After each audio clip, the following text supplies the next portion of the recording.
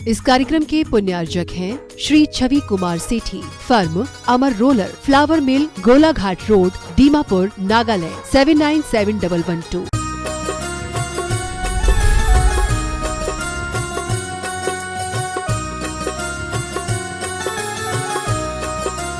चौबीस तीर्थंकर भगवंतों की, संत श्रोमणी 108 आचार्य गुरुवर श्री विद्यासागर जी महामुनिराज की, गुणायतन प्रणेता शंका समाधान प्रवर्तक पूज्य मुनिवर श्री प्रमाण सागर जी महाराज की, पूज्य मुनिवर श्री अरह सागर जी महाराज की।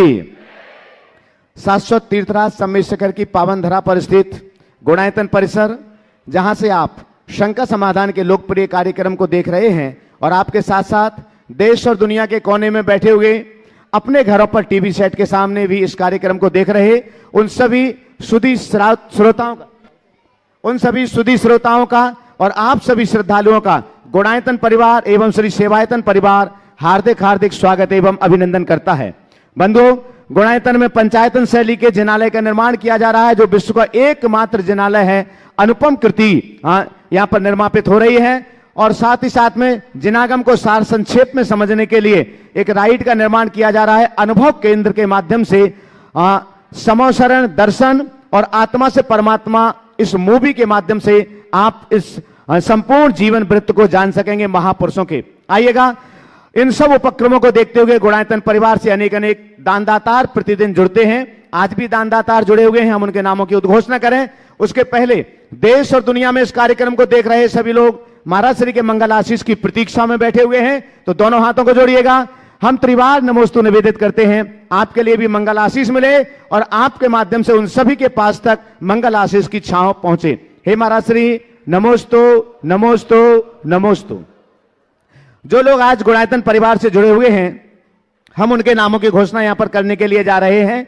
अपेक्षा होगी जोरदार करताल ध्वनि से आप उनका सम्मान करेंगे और अगर यहां पर उपस्थित हैं तो अपने स्थान पर खड़े होकर के मंगल आशीष ग्रहण करेंगे। हम जिनको मंच तक आमंत्रित करेंगे वे मंच तक पहुंचेंगे।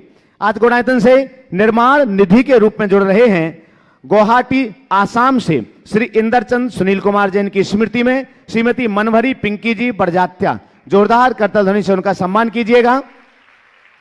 बंधुओं, आज जिन्होंने गुणायतन के लिए स्वर्ण दान दिया हुआ है, श्री धर्मचंद जी जैन, सुशीला जैन, संजीव स्मिता, संदीप, डॉक्टर अजय, इंजीनियर संयोग जैन, स्नेह नगर जबलपुर से, इन्होंने लगभग चलिए जोरदार करताल ध्वनि से इनका सम्मान कीजिएगा। और मैं इनके लिए मंच तक आमंत्रित कर रहा हूं, पधारेंगे श्री धर्मचंद जी जैन, जिन्होंने गुणायतन के लिए आज स्वर्ण दान दिया हुआ है, लगभग 1196 ग्राम स्वर्ण दान दिया हुआ है। पधारिएगा, आइएगा, शीघ्रता से आ जाएं, थोड़ा सा रास्ता बनाएं मंच तक पहुंचने के लिए। आपके सम्मान के लिए हम यहां पर आमंत्रित कर रहे हैं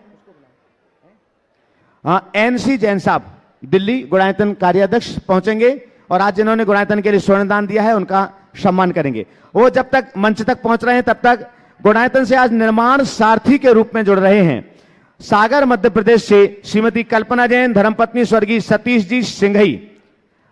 श्रीमती कल्पना जैन, धर्मपत्नी स्वर्गीय सतीश सिंघई, सागर मध्य प्रदेश से अगर यहां पर उपस्थित हैं तो मंच तक पहुंचे। आप सभी दानदाताओं का जोरदार करताल ध्वनि से सम्मान करते जाएं। श्रीमती कल्पना जैन, धर्मपत्नी स्वर्गीय सतीश सिंघई, सागर मध्य प्रदेश। सूत्रधार से ही आज जुड़ रहे हैं the yoga and welfare trust, Shri Ajay Kumar ji Jain advocate, Delhi, और उनके पूरे साथी।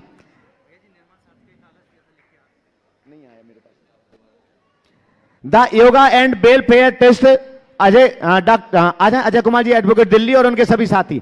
बाकी आप लोग वहीं रहेंगे, जो पांच से मुख्य हैं वो मंच तक पहुंचेंगे।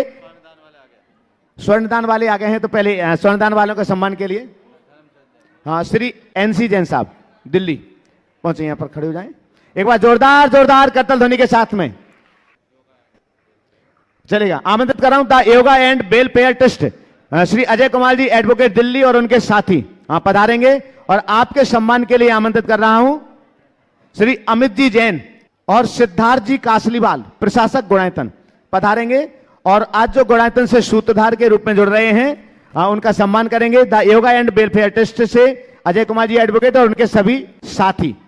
अच्छा, आपने ले ली चलिए, हाँ, आज गुणायतन से स्तंभ के रूप में जुड़ रहे हैं, जो पहले सूत्रधार थे अब स्तंभ के रूप में जुड़ रहे हैं। जोरदार कतल ध्वनि से आप अनुमोदन करते जाइएगा पुण्य की। सूत्रधार से स्तंभ के रूप में जुड़ रहे हैं श्रीमती चंदा अशोक कुमार जी जैन, ज्योति अमित, नेहा, आलोक, आदित्य, आर्जव, अपेक्षा, अक्षरा जैन, मुरारिया लटेरी, विदिशा मध्य प्रदेश से। पधारें अगर यहां पर उपस्थित हैं। श्रीमती चंदा अशोक कुमार जैन पधारिएगा। और आपके सम्मान के लिए आमंत्रित कर रहा हूं आशीष जी अजमेरा गया। आशीष जी अजमेरा गया पधारेंगे और आज जो स्तंभ से जुड़े हुए हैं उनका सम्मान करेंगे। इसी के साथ मैं आमंत्रित कर रहा हूं निर्माण सारथी के रूप में आज गुणायतन परिवार से जुड़ रहे हैं श्रीमती इंदिरा जैन। श्रीमती इंदिरा जैन वाइफ ऑफ श्री पवन कुमार जी जैन, सोनीपत हरियाणा से निर्माण सारथी के रूप में गुणायतन परिवार से जुड़ रहे हैं। जोरदार करताल ध्वनि से सम्मान करें। उपस्थित हो तो मंच तक पहुंचे। श्रीमती इंदिरा जैन, पवन कुमार जी जैन, सोनीपत हरियाणा। बंधुओं, आज गुणायतन से संस्थापक सदस्य के रूप में जुड़ रहे हैं, जो पहले निर्माण नायक थे अब संस्थापक सदस्य के रूप में जुड़ रहे हैं श्री सुखमाल चंद जैन, श्रीमती निर्मल जैन, प्रदीप जैन, राहुल जैन, अमित जैन, हिमानी जैन, शेफाली जैन, दीपिका जैन, प्रीति जैन, श्री अमित जैन, अरहम जैन, सम्यक जैन, आदिप जैन, तबिश जैन, ऋषिका जैन, संपूर्ण परिवार देहरादून से आपकी जोरदार करताल ध्वनि के बीच मंच पर आमंत्रित करता हूं और आपके सम्मान के लिए आमंत्रित कर रहा हूं आज सुनील जी CFO गुणायतन देहरादून पधारेंगे और आज जो गुणायतन से संस्थापक सदस्य के रूप में जुड़े हुए हैं उनका सम्मान करेंगे। जोरदार जोरदार करताल ध्वनि से गुणायतन के संस्थापक सदस्य ट्रस्टी के रूप में गुणायतन परिवार से जुड़ रहे हैं और गुणायतन से ही पहले सूत्रधार थे अब ट्रस्टी संस्थापक सदस्य के रूप में जुड़ रहे हैं श्री राजीव जी भारिल, श्रीमती मीना भारिल, मनुराज, आकांक्षा, ऋचा, सूचित जैन भारिल, भोपाल मध्य प्रदेश से। जोरदार करताल ध्वनि के बीच हम उन्हें भी मंच पर आमंत्रित करते हैं और आपके सम्मान के लिए मैं आमंत्रित कर रहा हूं श्री गुलझारी लाल जी जैन भोपाल पधारेंगे आपका सम्मान करने के लिए। आइए थोड़ा आ जाइए सीधा से बंधु। गुणायतन से आज संस्थापक सदस्य ट्रस्टी के रूप में गुणायतन परिवार से जुड़ रहे हैं और सम्मान के लिए गुलझारी लाल जी आ जाएं। और मैं यहां पर अब आमंत्रित कर रहा हूं हमारे बीच पहुंचे, खड़े हो जाएं। गुलझारी जल्दी आइए। सम्मान करता ये है इधर सुदेश चलेगा। मैं इस मंच पर आमंत्रित कर रहा हूं दिल्ली से हमारे बीच वरिष्ठ IPS अधिकारी, दिल्ली से हमारे बीच SK जैन साहब यहां उपस्थित हैं। मैं आपकी जोरदार करताल ध्वनि के बीच उन्हें इस मंच पर आमंत्रित कर रहा हूं। पधारें वरिष्ठ IPS अधिकारी दिल्ली से श्री SK जैन साहब और आपके सम्मान के लिए मैं आमंत्रित कर रहा हूं NL जैन साहब कोषाध्यक्ष गुणायतन जयपुर से पधारेंगे आपका सम्मान करने के लिए। हो गया चलेगा पहुंचे। आमंत्रित कर रहा हूं SK जैन साहब वरिष्ठ IPS अधिकारी दिल्ली मंच पर पहुंचे और आपका सम्मान करने के लिए मैं आमंत्रित कर रहा हूं NC जैन साहब सम्मान करने के लिए पधारें। NC जैन साहब दिल्ली।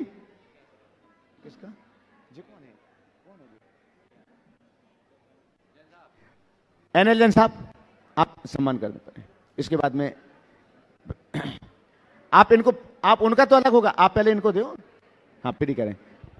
चलिए जोरदार जोरदार करताल ध्वनि के बीच चलेगा। अब मैं आमंत्रित कर रहा हूं SK जैन साहब के लिए। आप करना है चलेगा। आमंत्रित कर रहा हूं SK जैन साहब वरिष्ठ IPS अधिकारी दिल्ली और आपके सम्मान के लिए NC जैन साहब दिल्ली से गुणायतन के कार्याध्यक्ष। चलिए जोरदार जोरदार करताल ध्वनि के बीच। हाँ इसलिए अब मैं आमंत्रित कर रहा हूं बहुत सम्मान के साथ इस मंच पर doctor RD Mishra. Doctor RD Mishra गया से हमारे बीच है। मैं आमंत्रित कर रहा हूं पधारें और आपके सम्मान के लिए आमंत्रित कर रहा हूं सुभाष जी जैन CEO गुणायतन और साथ में NC जैन साहब दिल्ली पधारिएगा। डॉक्टर मारुति का माइक चालू करो। गोलू गोलू देखिए आप करिए। देखिए मैं एक बार डॉक्टर साहब का परिचय आप सबसे जरूर देना चाहूँगा। ये डॉक्टर आर.डी. मिश्रा हमारे समाज की एक बहुत अच्छी शख्सियत है। ये एक चिकित्सक होने के साथ साथ बड़े अच्छे आध्यात्मिक सत्पुरुष भी हैं। ये गया आयुर्वेदिक मेडिकल कॉलेज के डीन होने के बाद आज लोक सेवा और साधु संतों की सेवा में सदैव तत्पर रहते हैं। ये एक बड़े अच्छे सत्संगी भी हैं।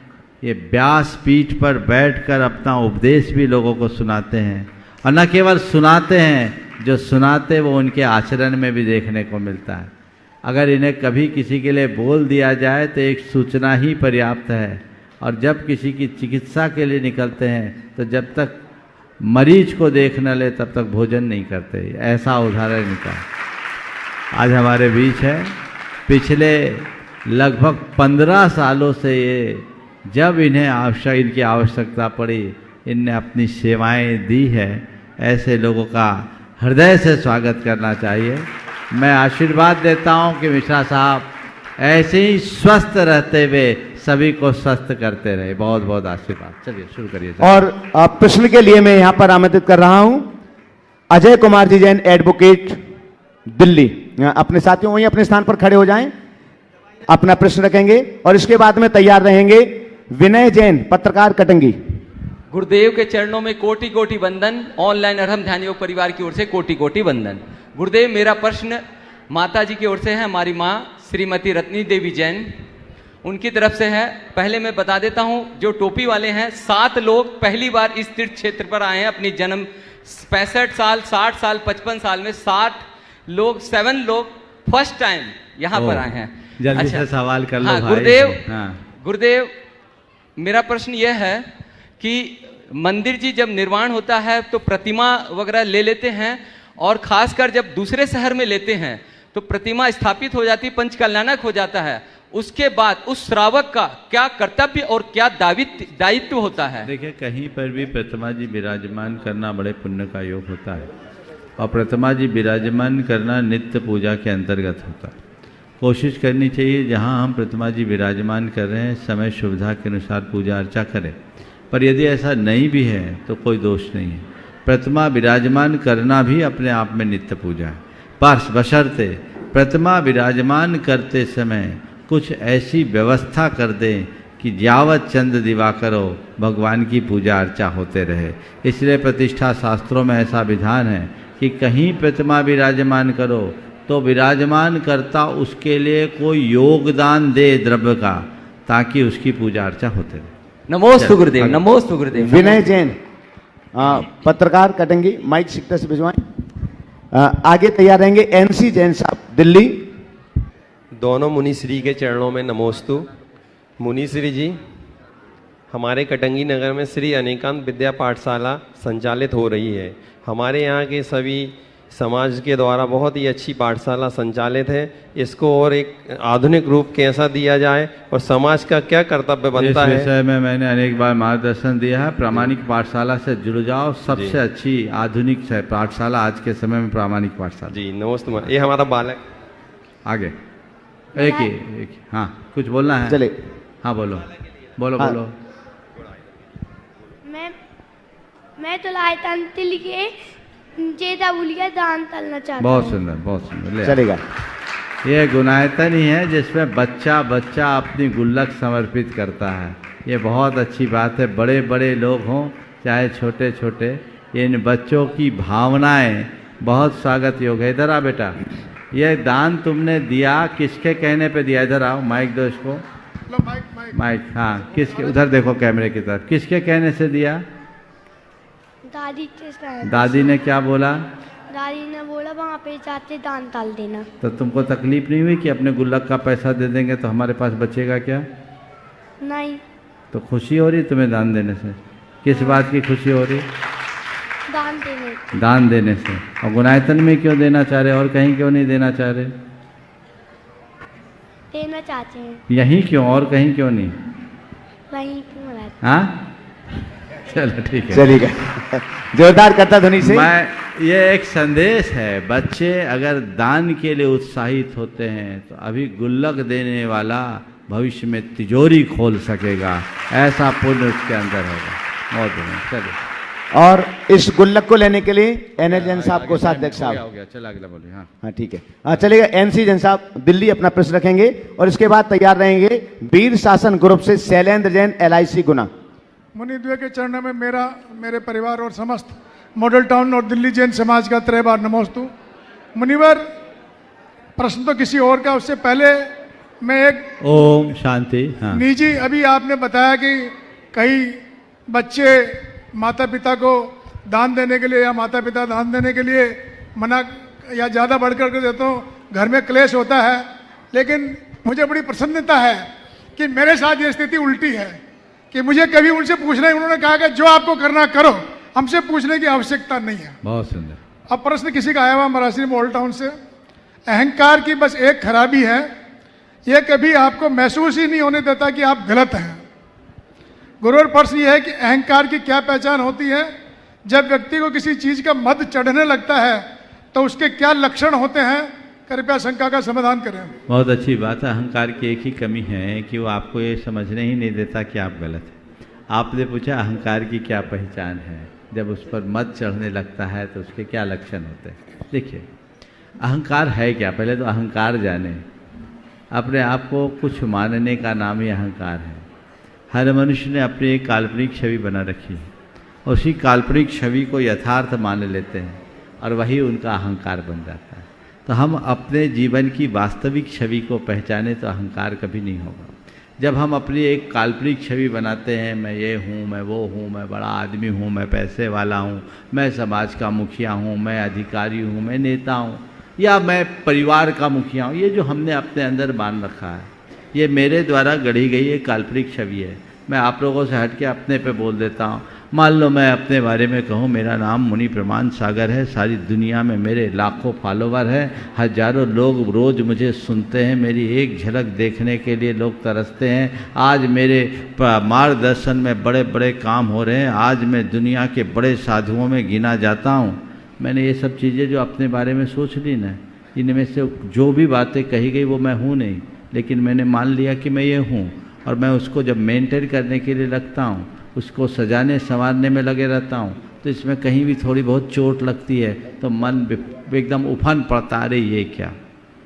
तो मनुष्य के द्वारा गढ़ी गई काल्पनिक छवि को सत्य मानने से अहंकार की सृष्टि होती है। जिस दिन मनुष्य अपने जीवन की वास्तविकता को जाने लेगा कि मैं हूँ और बस कुछ नहीं, मैं जो हूँ सो हूँ, बाकी तो सब मेरे मन की कल्पना है, और जो मैं हूँ वही सब है, जो मैं हूँ वही तुम हो, वही सब है, उसमें कोई अंतर नहीं। मैं कुछ हूँ, यही अहम है। जो उफनता है तो अनेक विकृतियों का जन्म देता है, जो अपनी गलती को भी स्वीकारने नहीं देता, सामने वाले को गलत साबित करने की कोशिश करता है। अहंकार की परिणति यही है कि वह अपने आप को उच्च और बाकी सबको तुच्छ महसूस साबित करने का प्रयास करे। जिस पल तुम्हें ऐसा अनुभव होने लगे कि मैं औरों से उच्च हूं, दूसरे मुझसे कमतर हैं, ये फीलिंग अहंकार की पहचान है। मैं जो हूं सो हूं, सब समान है, और ये तब तक घटित नहीं होगा जब तक आपके हृदय में आध्यात्मिक चेतना का विकास नहीं होगा। जड़ को पकड़ो। कह दिया जाए कि अहंकार को छोड़ना है, विनम्रता को अपनाओ, विनम्रता को अपनाओ, तो बहुत सारे लोगों को अपने विनम्र होने का भी अभिमान होता है। तो मैं विनम्र हूं, ये भी अभिमान है। हूं सो हूं, मेरा व्यवहार सही होना चाहिए, जीवन की वास्तविकता को मैं समझ के चलूं, और फिर जिन बातों का मैं अभिमान करता हूं उनकी नश्वरता मेरे आंखों के सामने हो, तो फिर अहंकार किसका? करोड़पति को रोडपति और रोडपति को करोड़पति बनते कितनी देर लगती? कब किसका सेंसेक्स नीचे आ जाए कौन जानता? हाँ बोलो। हाँ, ज़्यादा फूलो मत। जो जो फूलता है ना उसको कभी न कभी, आपने बैलून को देखा, हवा भरते फूलता है, लेकिन जब हवा निकलती तो उसकी शक्ल कितनी सुंदर हो जाती है। हवा निकले बैलून की शक्ल कैसी होती है, वो कहीं की नहीं होती। इसलिए हमें जीवन के सत्य को समझ करके चलना चाहिए, जिससे हमारे जीवन का पथ प्रशस्त हो सके। नमस्ते। वीर शासन ग्रुप के सभी साथी, आपके नाम 3-4 हैं लेकिन प्रश्न एक ही रखेंगे। आगे इसके बाद तैयार रहेंगे नवीन जी निराला दमोई। पूज्य गुरुदेव के चरणों में वीर शासन ग्रुप गुना की ओर से त्रिवार नमोस्तु नमोस्तु नमोस्तु। गुरुदेव, छोटी सी जिज्ञासा ये है कि जब हम आपके उपदेशों को सुनते हैं तो उस समय भावों में निर्मलता रहती है, कसाई भी मंद हो जाती हैं। ऐसा लगता है कि आपके उपदेशों को हम अक्षरशः अपने जीवन में पालन करेंगे, लेकिन जैसे ही हम वापस सांसारिक मोह माया में फंसते हैं तो सब कुछ भूल जाते हैं। तो महाराज जी ये बताइए कि हम क्या प्रयास करें कि हमारे ये भाव स्थायी बने रहें। कोशिश करो ज़्यादा से ज़्यादा वहीं रहें जहाँ हम ठीक रहें, वहाँ क्यों रहते जहाँ पे हम। समझ गए? देखो एक उदाहरण देखो, किसी बगीचे में जाते हो, बहुत ध्यान से सुनना, किसी बगीचे में जाते हो, वहाँ की खुशबू से मन में आनंद आता है? आता है? कितनी देर? जितनी देर उस बगीचे में हो, है ना। हमारा ये बगीचा, यहाँ जितनी देर रहोगे उसकी खुशबू होगी। अब तुम कहोगे महाराज दिन भर बगीचे में बैठ नहीं सकते, तो उसका एक फार्मूला, बोले क्या? बगीचे के कुछ फूल ले जाओ, उसका इत्र बनाकर एक शीशी में अपने पास रखो, जब जी आए सूंघते रहो, खुशबू ही भरे रहे। नमस्ते गुरुदेव, नमस्ते। ये फूल ले जाओ, इत्र तो बनाओ, सार तो पकड़ो। तुम लोग केवल बगीचे में घूमने के शौकीन हो, इत्र बनाने की कला नहीं जानते, इत्र का उपयोग नहीं जानते। जिस दिन उसे जान लोगे, जीवन का काया पलट हो जाएगा। चलिए नमस्ते गुरुदेव। नवीन जी निराला दमोई, पूर्व महामंत्री कुंडलपुर क्षेत्र, जिन्होंने अनेक वर्षों तक बड़े बाबा और छोटे बाबा की सेवा की हुई है और ये जाना पहचाना चेहरा है। इसके बाद मैं आमंत्रित कर रहा हूं श्री रतनलाल जी बरजात्या, मुंबई, गजेंद्र जी पाटनी, गुणायतन ट्रस्टी कुरकुरी से मंच पर पहुंचेंगे। तब तक रतनलाल जी बरजात्या, गजेंद्र जी पाटनी, ट्रस्टी गुणायतन कुरकुरी से मंच तक पहुंचे। पूज्य मुनिश्री जी के चरणों में अनंतों नमोस्तु निवेदित करते हुए मेरा प्रश्न है महाराज श्री, आजकल जो शिक्षा बच्चों को दी जा रही है, आजकल जो शिक्षा बच्चों के लिए दी जा रही है वो सिर्फ नौकरी तक सीमित रह गई है, और नौकरी न मिलने पर जो आजकल के युवा हैं वो किम कर्तव्य विमूढ़ की स्थिति में पहुंच जाते हैं। तो हमारा प्रश्न ये महाराज जी, उनके लिए कुछ दिशा निर्देश क्या रहे कि वो आगे अपने जीवन को संभाल पाए। ऐसे बहुत से युवा आते जो ये कहते क्या करें। बहुत अच्छी बात है। नौकरी की जो मानसिकता है, इससे अनेक प्रकार की समस्याएं समाज में उत्पन्न हो रही है, और मुझे तो दिखता आने वाले 50 वर्षों के बाद तो और भयानक स्थिति होगी। सबसे बड़ा दुष्परिणाम तो इसका ये है कि घर खाली हो रहे। आज भोपाल जैसे, जयपुर जैसे, इंदौर जैसे शहरों की ये दशा है कि घरों में 5-5 हजार वर्ग फीट का घर है, जिसमें केवल 2 सीनियर सिटीजन रह रहे हैं, उनके बच्चे सब बाहर हैं।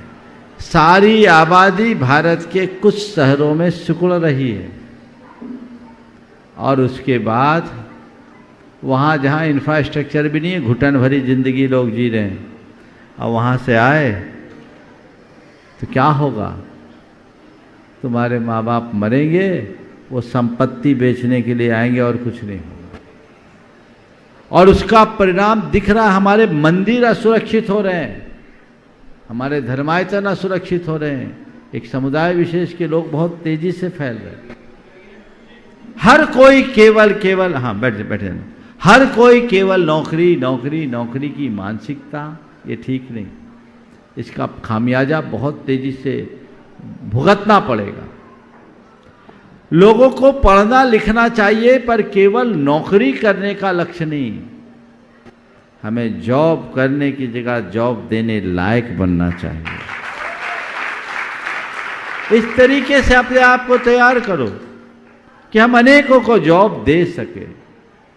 और फिर उनकी बुद्धि पर तो मुझे और तरस आता है, जिनका जमा जमाया व्यवसाय है, करोड़ों का ट्रांजैक्शन है, उसे भूलकर 10-12 लाख के पैकेज के पीछे भागते हैं। और ये भी एक मजबूरी हो गई, क्योंकि आज बिजनेसमैन को कोई छोरी नहीं देता, लड़की नहीं, सबको जॉब वाला चाहिए, जॉब वाला चाहिए, जॉब वाला। अगर यही सब होता रहा तो देश का बंटाधार होगा। पहले तो देखने में आता था गांवों से पलायन है, अब तो शहर भी खाली हो रहे हैं, परिणाम भयावह होंगे। इसलिए इन बातों के प्रति बहुत गंभीर होने की जरूरत है। मैंने अनेक बार इस विषय में कहा है, लोगों में अपने स्तर पर जागरूकता हो। एक ही तो बेटा है, अब वो कहाँ वो चला गया तो क्या करोगे? कई लोगों ने तो देखा, आप बेंगलोर चले गए, हैदराबाद चले गए, गुड़गांव में बैठे हैं, या मुंबई में चले गए, दिल्ली में, क्या आप व्यापार बाइंड अप करना पड़ा है, बेटा है जॉब कर रहा है, और वहाँ स्ट्रेस कितना है। मैंने एक लेख पढ़ा था, समृद्धि की कीमत, डॉक्टर कल्पना रावत का एक आलेख था। उसमें उन्होंने लिखा था कि जॉब के कारण होने वाले स्ट्रेस के परिणाम स्वरूप 22 से 45 वर्ष के उम्र समूह के युवक युवतियों में 80% युवक युवतियों की प्रजनन शक्ति नष्ट हो गई। ये एक बहुत बड़ा रिसर्च था, समझ गए? तो इन सब बातों पर ध्यान देना चाहिए, और सरकार का भी इस पर ध्यान जाना चाहिए, ताकि कारपोरेट घराने के कारपोरेट ऑफिस कुछ मझोले किस्म के शहरों में और छोटे शहरों में भी हो, ताकि लोगों का पलायन कम हो और बड़े बड़े महानगरों में दबाव घटे। आज दिल्ली में तो सांस लेना मुश्किल है, क्योंकि आदमी की भरमार इतनी हो रही है। तो इन सब चीज़ों को ध्यान में रखकर हम चलेंगे तो काम अच्छा होगा। आमंत्रित कर रहा हूँ रतन लाल जी बड़जात्या, राजन जी पाटनी, दृष्टि गुणायतन, कुरकुरी से पधारिएगा। आपके सम्मान के लिए मैं आमंत्रित कर रहा हूँ NL जैन साहब और NC जैन साहब पधारे हैं सम्मान करने के लिए। साथ में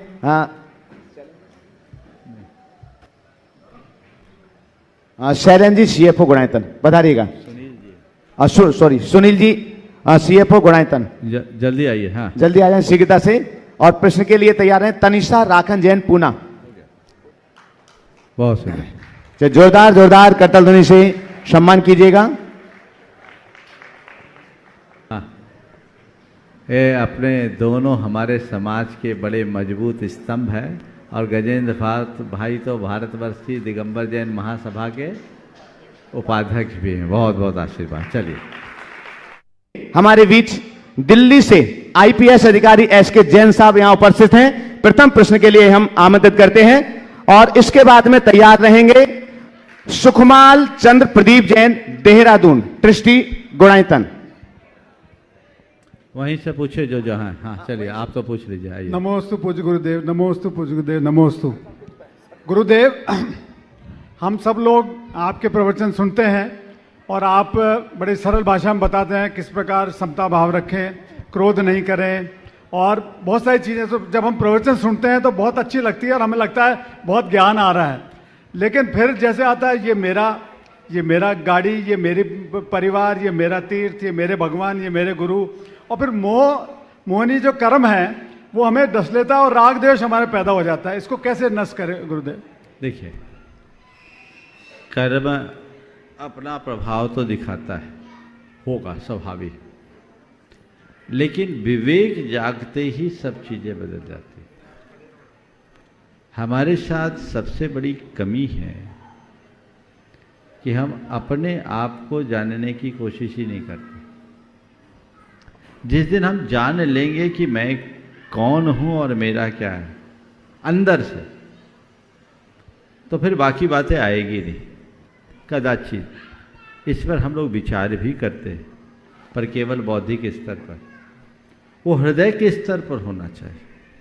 जिस दिन ये समझ में आ जाए कि मैं आत्मा हूं और मेरे साथ जो कुछ भी जुड़े हैं वो केवल संयोग है, संयोग है, संयोग की तरह है, लेकिन ये मेरा स्वभाव नहीं, मैं उनके मध्य रहूं पर उन्हें अपना न समझूं। तो रास्ता खुले। नमोस्तु गुरु, नमोस्तु। हाँ, सुखमाल चंद प्रदीप जैन। नमस्ते गुरुदेव, मेरा आपके साथ एक प्रश्न पूछना है। वो यह है कि आजकल धर्म के नाम पे लड़कियां बहुत धोखा दे रही हैं और शादी से पहले वो बोलती है मैं सोले का खाती हूँ, रात में नहीं खाती, आलू प्याज नहीं खाती, लेकिन शादी के तुरंत बाद ही उनका आचरण, उनके चरित्र सब कुछ हमें समझ आ जाता है। वो रात में भी खाती हैं, सब कुछ खाती हैं। इससे क्या हो रहा है कि समाज में धर्म प्रभावना कम हो रही है। सम्यक दृष्टि का दर्शन का एक अंग भी है कि हम अपने धर्म की बुराई ना करें, पर जब इस तरह की लड़कियां समाज में आती हैं और लोगों में ये भावना बढ़ती है कि हम जैन लड़की से शादी नहीं करेंगे, तो इसका क्या समाधान? देखिए, ये बड़ी विषम समस्या है। इस विषय में अनेक बार मैंने मार्गदर्शन दिया। आपने तो ये बोला कि लड़कियां पहले कहती मैं धर्म करती हूँ, बाद में धर्म नहीं करती। मेरे सामने तो उल्टे आए हैं कि धर्म करने वाली लड़कियों को कहना पड़ा है कि मैं धर्म नहीं करती। ये भी चक्कर है।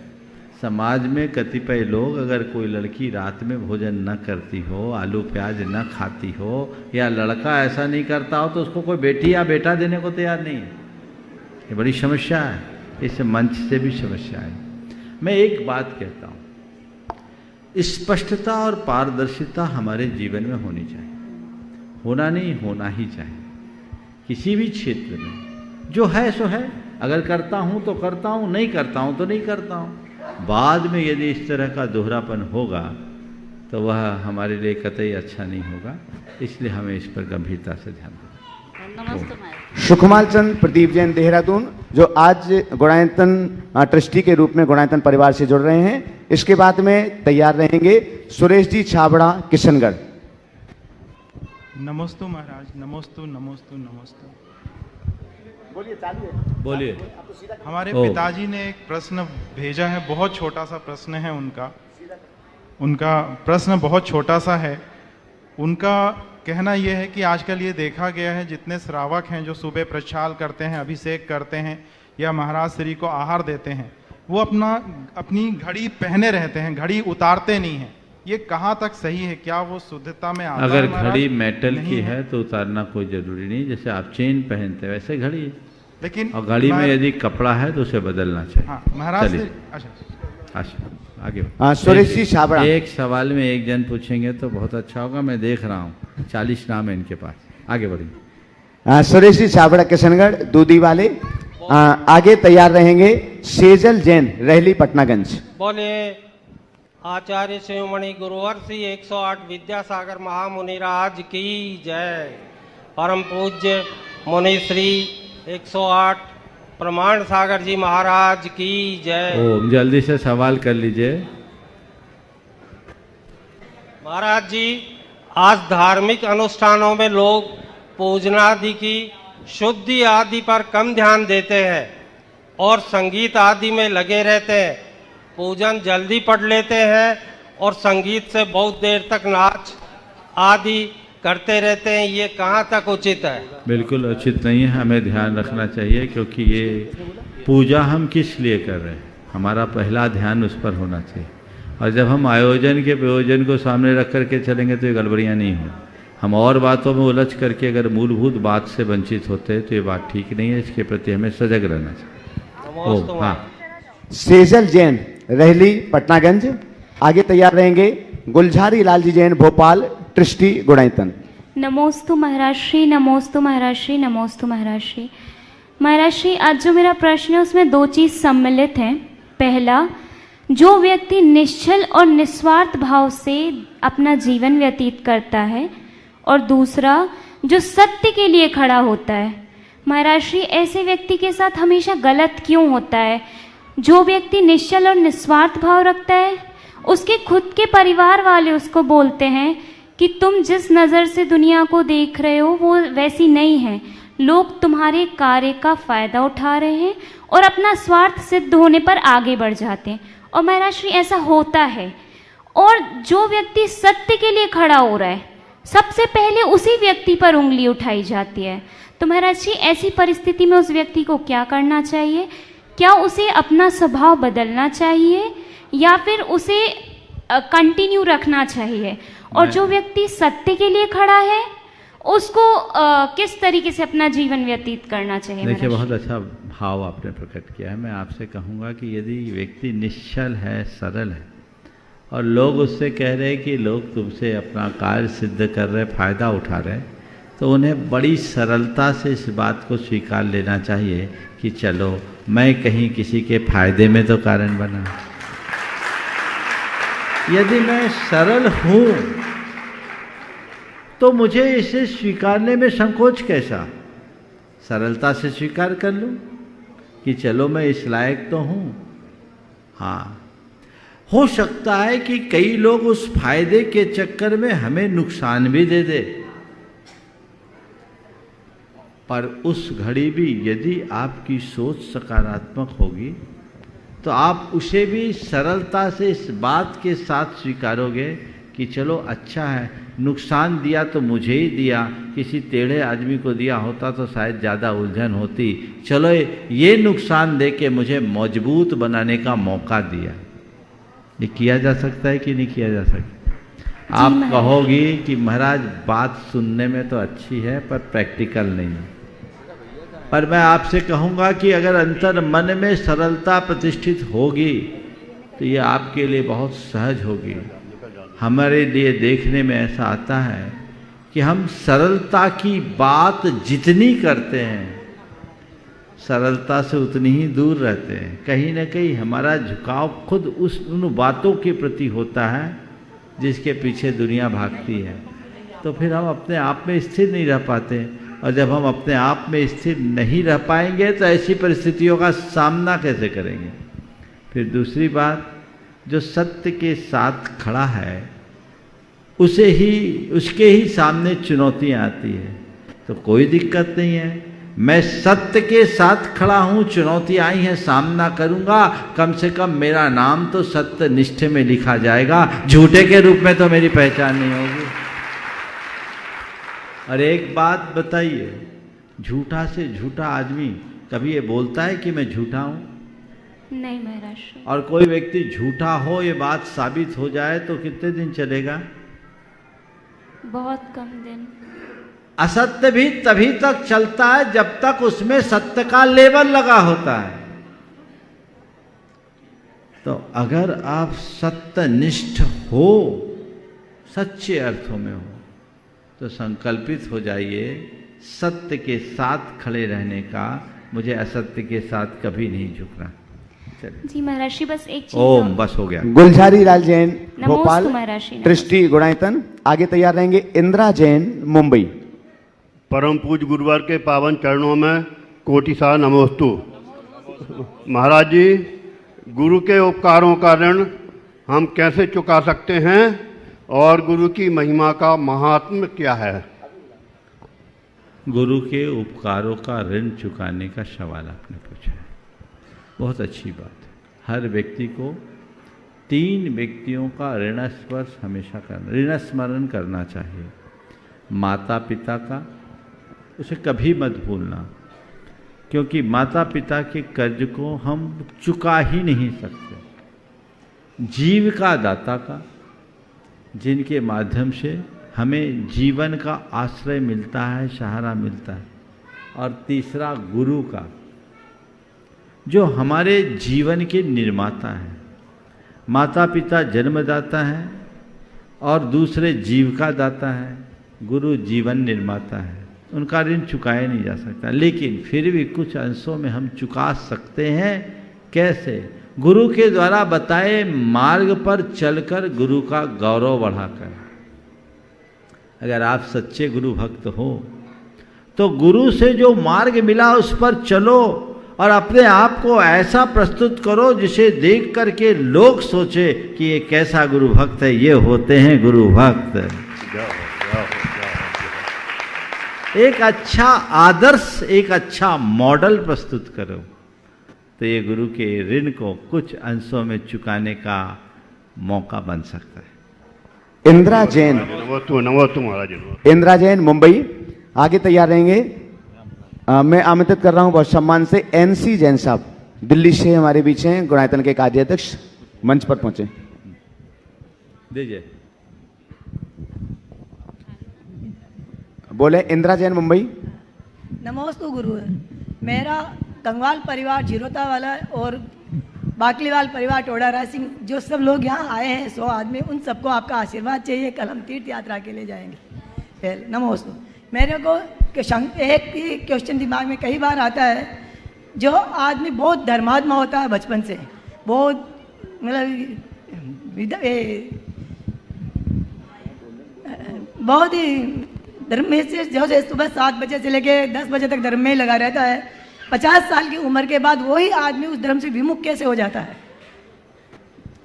देखिए, ये बात बहुत ही गंभीर है। कई लोगों के साथ ऐसा होता है। जीवन के प्रारंभिक दौर में जो लोग पूरी तरह धर्ममय बने रहे, एक समय पार होने के बाद कभी ऐसा भी निमित्त आता है कि वे एकदम से धर्म विमुख हो जाते हैं। आपने पूछा ऐसा क्यों होता है? मेरे देखे इसके कई कारण। इसमें एक सबसे पहला कारण तो ये है कि व्यक्ति के जीवन में धर्म की सही समझ नहीं होती।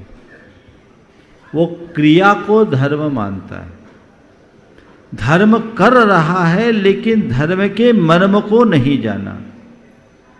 जो लोग केवल रिचुअल पर ध्यान रखते हैं, स्पिरिचुअल को भूल जाते हैं, उनके साथ ऐसी स्थिति बनती है। हमको ऐसा क्या करना चाहिए? बता रहा हूँ, अभी पूरी बात कर रहा हूँ। दूसरी कि कभी कभी ऐसे व्यक्ति के घर परिवार का कोई ऐसा वातावरण और निमित्त बन जाता है जो व्यक्ति को तोड़ देते हैं। एक व्यक्ति मेरे संपर्क में है जो बड़ा धर्मात्मा था, धार्मिक था, देव गुरु धर्म की सेवा में समर्पित रहता था, दान भी बहुत करता था, अपनी कमाई का करता था। थोड़े दिन बाद जब बेटा बड़ा हुआ, बेटे का उसने अलग कारोबार कराया और दान देने लगा, कुछ थोड़ा सा बढ़ के देने लगा। उस स्थिति में उस व्यक्ति के ऊपर बेटे का और उसकी पत्नी का जबरदस्त दबाव आने लगा। रोक टोक टोका टाकी करके वो एक प्रकार से टार्चर जैसा होने लगा। स्थिति वो अपनी कमाई दिया। मुझसे उसने अपनी व्यथा कही कि मैं अपनी कमाई देता, किसी से मांगता नहीं, लेकिन मेरे इस तरह के कार्य करने से लोगों को परेशानी होती। स्थिति ऐसी विषम हुई कि वो आदमी डिप्रेशन में चला गया, धर्म से ही छूट गया। तो व्यक्ति के लिए चाहिए कि घर परिवार का वातावरण भी उसके अनुकूल बने। ये एक कारण होता है। कभी कभी किसी की आर्थिक या सामाजिक परेशानियां कुछ ऐसी बन जाती है, निमित्त ऐसा आता है जिसके कारण भी लोग धर्म विमुख हो जाते हैं। उससे बात आप सबको ध्यान रखना चाहिए। मैं आपको धर्म विमुखता का एक बड़ा ऐतिहासिक भूल भरा उदाहरण बताना चाहूँगा। लाला लाजपत राय जी का नाम आप सबने सुना है? पता है? लाला लाजपत राय जैन थे। वो लाहौर या पेशावर में जन्मे थे, लाहौर में। एक बार किसी साधु महाराज का सानिध्य मिला, दर्शन के लिए गए। ये पढ़े लिखे थे। उन महाराज ने उन पर कुछ बातें थोप दी, ये त्यागो, वो करो, वैसा करो। उनने मना कर दिया, कुछ बहस कर दिया। अब बौद्धिक तो थे ही, बहस किया तो उन्हें कन्विंस करने की जगह लोगों ने उन पर अनेक प्रकार के आरोप और आक्षेप कर दिए। उसका दुष्परिणाम ये निकला कि उसी दिन से लाला लाजपत राय जैन धर्म और जैन समाज से नफरत करने लगे और वो आर्य समाजी हो गए। तो ये बहुत सारे कारण होते हैं। कर्मोदय भी एक कारण इसमें है। तो हम इन कारणों का निवारण करें, अच्छे अनुकूल वातावरण बनाएं और जो भी धर्म करते हैं सबसे पहले धर्म के मर्म को जाने लें। हम किस लिए धर्म कर रहे हो, मेरा धर्म क्या है, ये चीज़ें समझ लेंगे तो बाहर की चीज़ें बिल्कुल भी हमें किसी तरह प्रभावित नहीं करें। आमंत्रित कर रहा हूँ एन सीजन साहब, कार्याध्यक्ष गुणायतन, अपनी बात रखने के लिए। मुनि द्वय के चरणों में मेरा और समस्त मोल टाउन और जैन समाज दिल्ली का त्रैबार नमोस्तु। मुनिश्री, आज मेरा प्रश्न नहीं है, लेकिन आज हमारे बीच में एक ऐसी विभूति यहाँ आई हुई है, पधारी है, जो पहली बार अपने परिवार के साथ शिखर जी की वंदना करने आए हैं। आज रात को वंदना करेंगे और जो एक प्रसिद्ध उद्योगपति हैं और उनके भाव में इतनी निर्मलता और सहजता है कि इतनी कम उम्र में उन्होंने व्यापार को पता नहीं कहाँ से कहाँ बढ़ाया। एक ऐसी कंपनी के मैनेजिंग डायरेक्टर जिसमें 29,000 एम्प्लॉय उनके रोल पे हैं और हिंदुस्तान की सबसे बड़ी रोड कंस्ट्रक्शन कंपनी के वो मैनेजिंग डायरेक्टर हैं।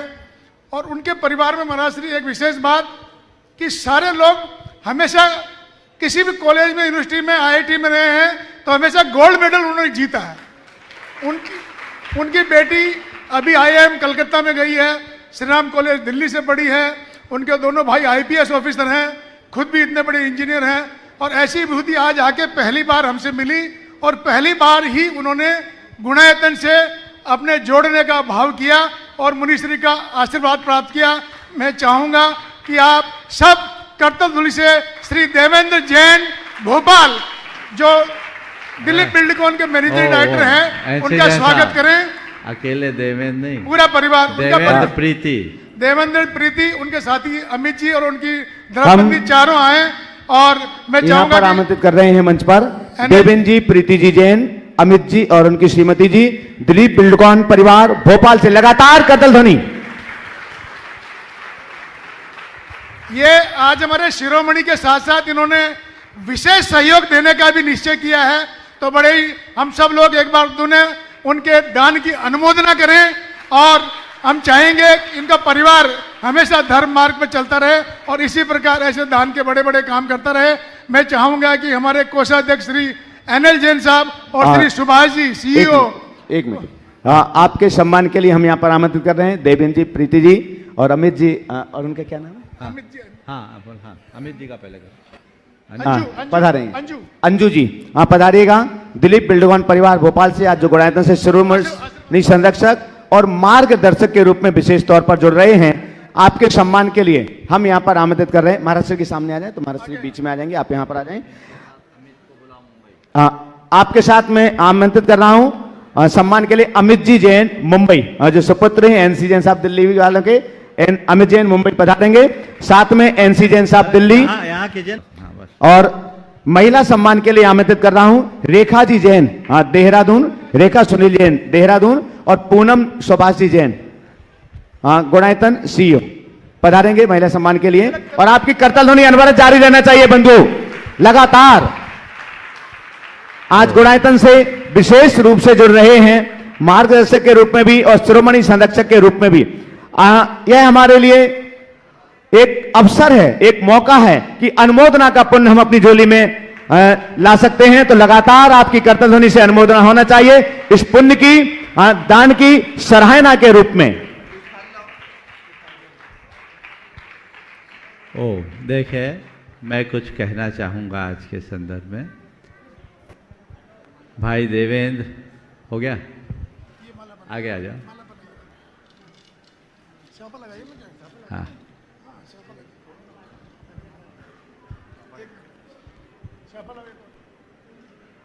ओ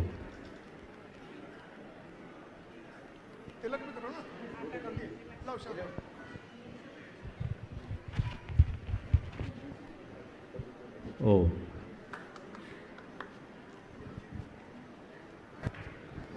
हाँ, एक बार चारों इधर आ जाए। हाँ, यहीं पे। हाँ, मैं आज के संदर्भ में कुछ कहना चाहूँगा।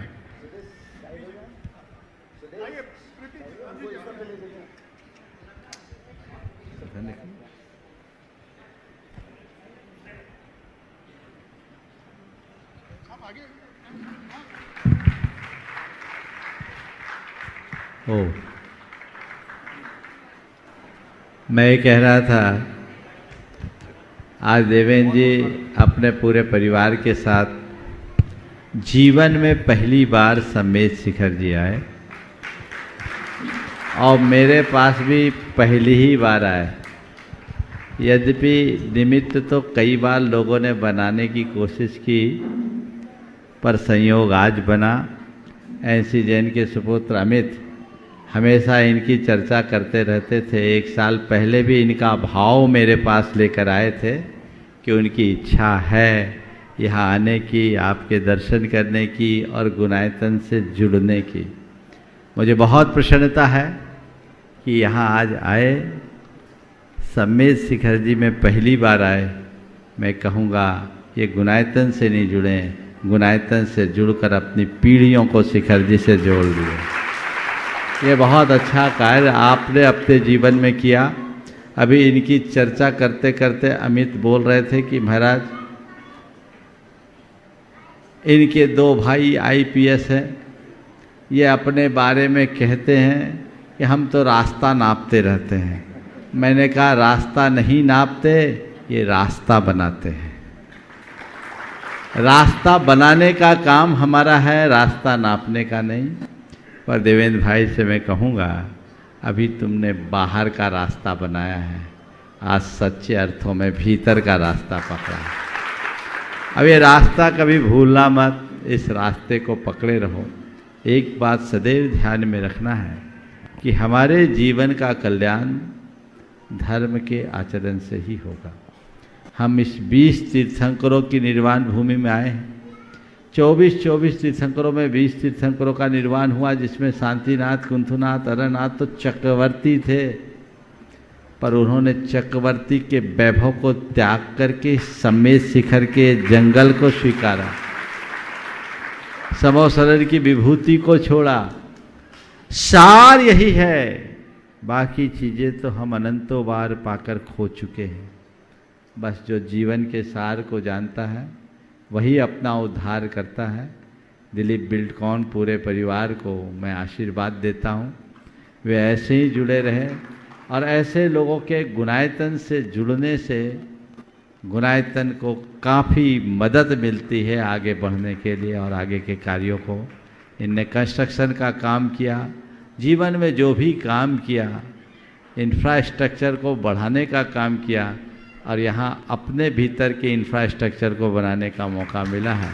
तो आप करते रहें, मेरा आशीर्वाद है। और मैं चाहूँगा ऐसी घड़ी में अमित जो बराबर इनके संपर्क में रहें, ये भी बहुत होनहार युवा है।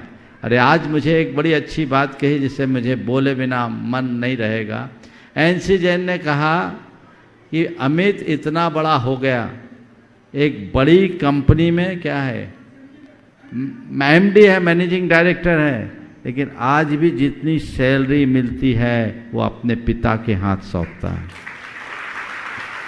पिता के पैर दबाए बिना सोता नहीं। ऐसा बेटा कहाँ मिलेगा?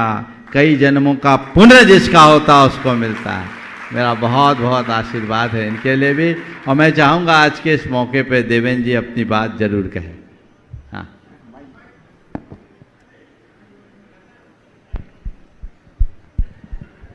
महाराज आपका आशीर्वाद मिलने से बड़ा जीवन में कुछ नहीं हो सकता।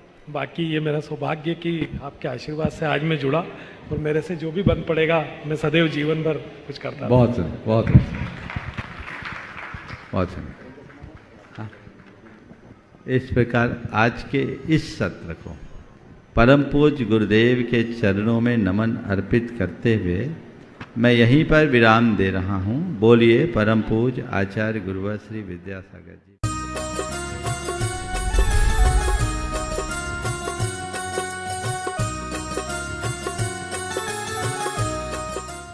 इस कार्यक्रम के पुण्यार्जक थे श्री छवि कुमार सेठी, फर्म अमर रोलर, फ्लावर मिल, गोलाघाट रोड, दीमापुर, नागालैंड 797112।